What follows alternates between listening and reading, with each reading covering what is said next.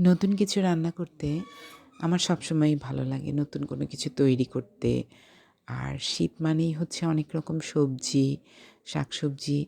তো সেই সব কিছুর মধ্যে টমেটো, বেগুন এগুলো আমার খুবই পছন্দ। বেগুনের ভাজি, তারপরে বেগুন পুড়ায় যে ভর্তাটা করে সেটা, টমেটো দিয়ে যেকোনো আইটেম।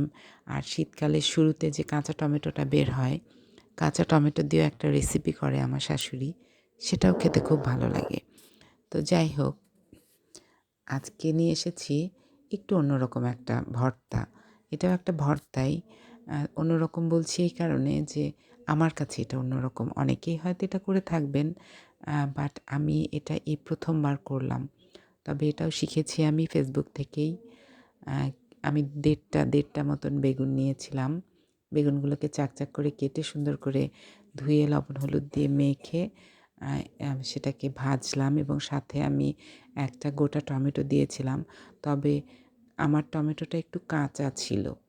পাকা টমেটোটা দিলে মনে হয় জিনিসটা আরেকটু ভালো হতো। টমেটো দিয়েছিলাম, সাথে দিয়েছিলাম ২ টো শুকনা মরিচ। এটাকে অনেকক্ষণ ধরে একদম নরম করে সুন্দর করে ভেজেছি। ভাজার পরে ভেজে তুলে নেয়ার পরে আবার ওই তাওয়াতেই আমি কিছু কাঁচামরিচ, কিছু ধনেপাতা আর একটু পেঁয়াজ, একটু রসুন সুন্দর করে একটু ভেজে নিলাম। ভাজাটা এরকম হবে, ধনেপাতার কালারটা সবুজই থাকবে বাট একটু নুইয়ে যাবে, একটু নরম হয়ে যাবে। সামান্য একটু লবণ দিয়েছিলাম এর মধ্যে। তো এই যে বেগুনগুলো নামানোর পর আমি বেগুনের সব খোসাগুলোকে খুলে নিচ্ছিলাম। খোসাগুলোকে খুলে নিচ্ছিলাম এই কারণে যাতে ভর্তাটা খাওয়ার সময় মুখের মধ্যে না বেঁধে যায়। তো এইভাবে আমি বেগুনের খোসাগুলোও ছড়িয়ে নিয়েছি, আবার টমেটোর খোসাগুলোও ছড়িয়ে নিয়েছি। সবগুলো নেয়া শেষ করে আমি তার মধ্যে ওই যে পেঁয়াজ দিয়ে ভেজে রাখা যে পেঁয়াজটুকু ছিল, সেই পেঁয়াজটুকু দিয়ে সুন্দর করে ভাজলাম। ভাজা পেঁয়াজটুকু নিয়ে আমি সেটাকেও নামিয়ে নিলাম। ভাজা পেঁয়াজ, ধনিয়া পাতা এবং সাথে একটু রসুন, একটু কাঁচামরিচ। যদিও আজকের ভর্তাটা আমি একটু শুকনা মরিচ ব্যবহার করেছি। কারণ আমার মনে হলো যে এটাতে একটু শুকনা মরিচ দিলে হয়তো টেস্টটা বাড়বে।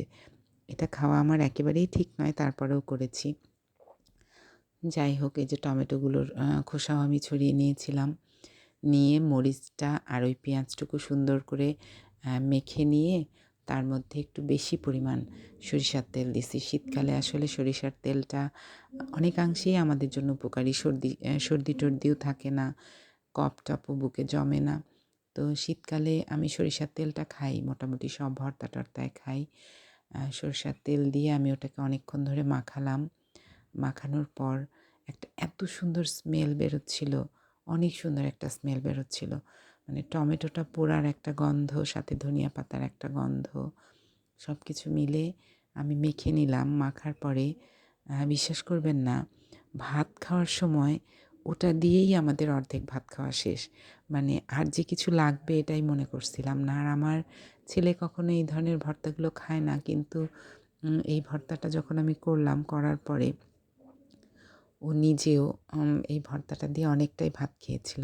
ওকে ১ম এ অল্প একটু দিয়েছিলাম। তো পরে যখন ওরটা শেষ হয়ে গেল বলল, "মা আরেকটু দাও।" তো আরেকটু দিয়ে আমি ওকেও একটু ভাত খাইয়ে দিলাম। আমিই খাইয়ে দিয়েছিলাম। এই যে আমার ভর্তাটা অলমোস্ট ডান।